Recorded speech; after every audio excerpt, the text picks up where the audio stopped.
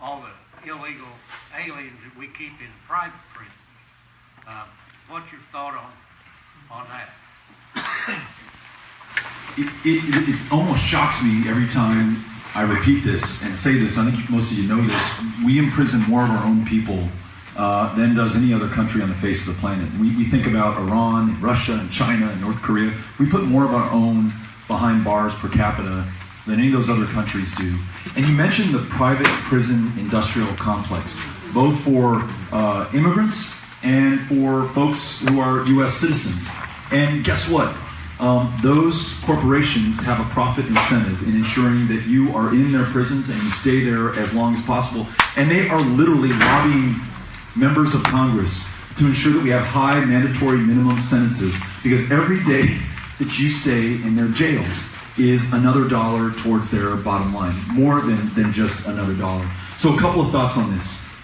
We've got to review, and I would say do away with many, if not most, of the mandatory minimum sentences. We've got to end the war on drugs, which has become a war on people. We have to have real bail reform, and I know that's not at the federal level, but we have to have real bail reform in our county jails. So if you're well off enough, you don't go to jail. If you're too poor to pay bail, you do. For non-violent crimes in communities like this one or in El Paso, that is an injustice. And we also have to acknowledge the fact that if you are a white person in America, if you're a black person in America, there's a very good chance if you commit the exact same crime, you will serve different sentences and you will have a different course through the criminal justice system.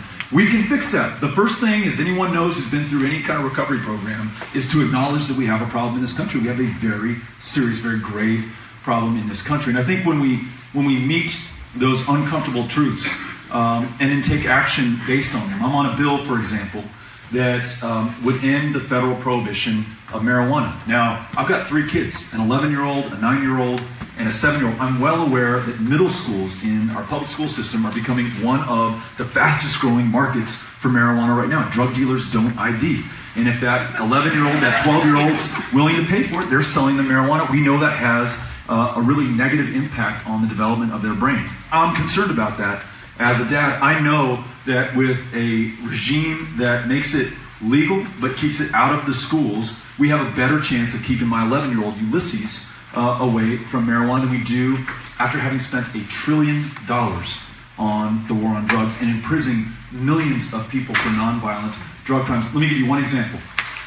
In the last 45 years, the availability of marijuana in this country, despite over $1 trillion that you and I have spent, has remained the same, if not greater. The potency has certainly increased. In that same 45-year period, the use of tobacco and nicotine, especially amongst teenagers, has plummeted. We didn't outlaw it. We didn't make it illegal. We had a very vigorous public health and public education campaign. We ID'd where it was sold. We're not perfect, but we're doing a lot better job than we were 45 years ago. So those are some ideas on how I would approach the criminal justice system to alleviate the problem that you just described.